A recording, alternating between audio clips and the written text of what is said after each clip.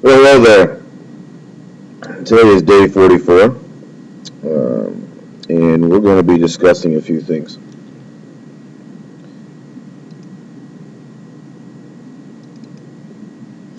Today we're discussing energy, and not specifically just energy, kind of more of what's preluding into energy, and that would be work and power. There are things that we need to know before we'd actually be able to go into energy. And the first one of those, as I said, is work. Work is, in essence, it's when there's some type of force that is applied to an object for some distance. And give me a second here. That essentially is our equation and the basic definition we need to know. What I want you to understand, though, is the product. And the force has to be parallel to this displacement. Examples of work would be pushing a refrigerator. So if we had a person that was pushing a refrigerator, the force would be there, and the distance would also be parallel. So that's a great example of work.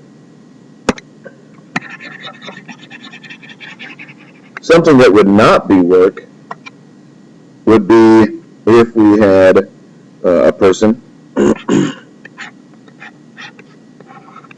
and let's say they were holding a book. Let's put a book on here.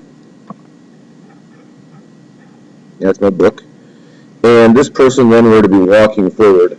Well, the force that their hands would be pushing with would be up, and then the way they'd be walking, the displacement of the book would be forward. This would not be work. You can sit there and push this book up and walk all the way around the room. You can walk all the way around the school. Your arms are going to get really tired, but you're not going to have done any work. Another example of this would be simply pushing against a door. If you push against the door, you're going to be applying a force, but there's not going to be any distance covered, so you really haven't did any work.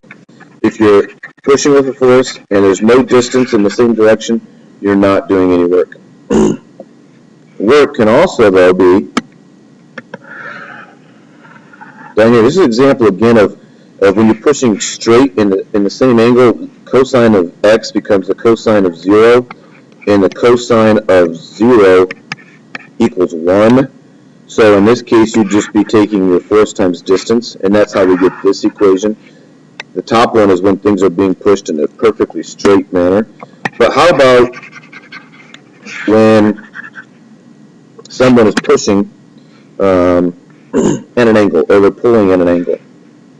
For example, let's say you have a cart, and a boy is pulling on a wagon. There we go, got some legs on his head, and he's got both arms back here, so I don't know what to do with it. Well, his angle might be at a 50-degree angle. The reason we do this is we want to know what is the displacement for the cart, and let's say he went 1 meter. But this is a perfectly horizontal 1 meter. How much of this force, let's say he's pushing, let's just make it an easy number here, he's 100 newtons. Well, how much of that force then would be in the x direction? Well, what we would do is that right there becomes the work equals force times distance, the cosine of 50 degrees. And what that will do then is that will take this force of 100 newtons and give us just the x component of that.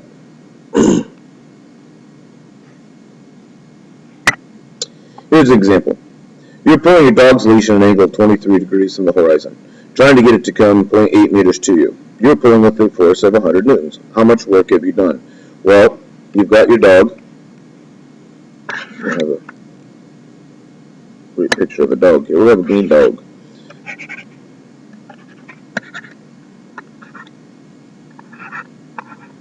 And you've got this red leash around his neck. And you're pulling.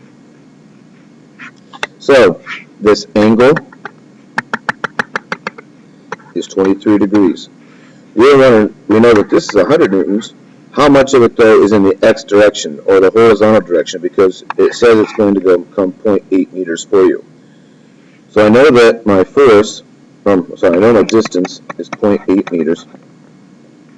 And I'm going to use the work equals the force times the distance times the cosine of x or theta. Doesn't matter which variable you use there. So the force is 100 newtons. The distance is 0.8 meters. And the cosine of theta is 23 degrees. I need to get my calculator out because I didn't have it on me here.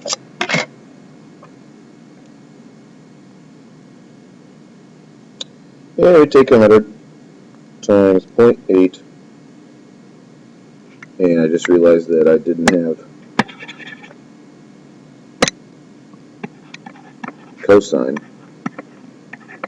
of 23 degrees. So it's 100 times 0.8 times the cosine of 23 degrees, and we get then that the work is equal to 73.6 joules.